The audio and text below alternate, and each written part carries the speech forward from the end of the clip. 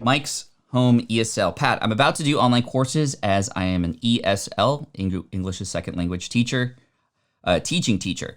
Already sharing my tips on my YouTube channel. I got 170K subs. Congratulations, that's huge. And I want to start online courses as many subs ask. Fantastic. So some tips for you related to that. So number one, gather an email list of people who are interested in learning more from you right now. This is a very common mistake a lot of YouTubers are making is they are not collecting email addresses from their subscribers. Yes, you have these subscribers, but can you always reach them when you want to? The answer is no. And this is why building an email list is so important.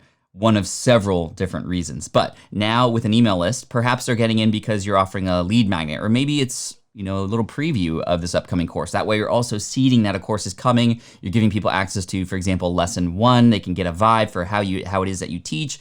Really amazing things can happen. Now this lead magnet could also be a little bit structured in a way where it's more than just a PDF file. It could actually be access to a course. Again, just the first module for free, or it could have people, it could be something that you could pre-sell as well. So you could pre-sell people into the course, selling it before it's even made, or even just the beginning parts are made, and then keeping people on track there into the future and delivering as promised up to a point where then the course is finished.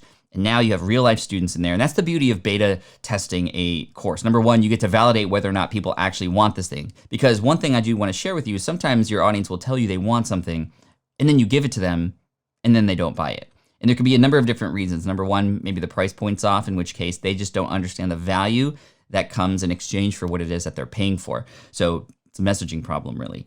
Number two, we have to understand that, when we get a few students in there who are beta students, in exchange for being a beta student and either getting in early or even getting a discount, they're going to give you feedback on, what works, what doesn't, what parts need to be filled in. And this is why we do a beta launch before we go public, because we can test the content to make sure that it's actually something worth the value that we're asking for. And also it just actually does help people. And the beauty of this is if you do get people to go through, and you often hear me say, just get one person, one result. If you can get a group of people to go in and get a result, it just unlocks something in your brain to get so fired up about promoting that thing.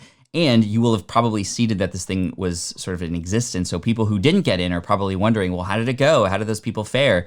And you can even share results. And if you could share results from your students to the people who thought that, maybe it's not the time, I want to see how this goes first, then you got them. And then you can bring them into the course on a more bigger public launch. So the beta launch almost becomes sort of an exclusive sort of launch in a way that also allows you to test and validate this thing before you go live in public with it. And it's a great way to launch courses. All of my courses are launched in the exact same way, versus what a lot of people do is they hear that a course might be a great idea, or they just jump right into it. You create the whole thing, which can take, a very long time. You launch it and there's crickets and it's like, okay, what do I do from here?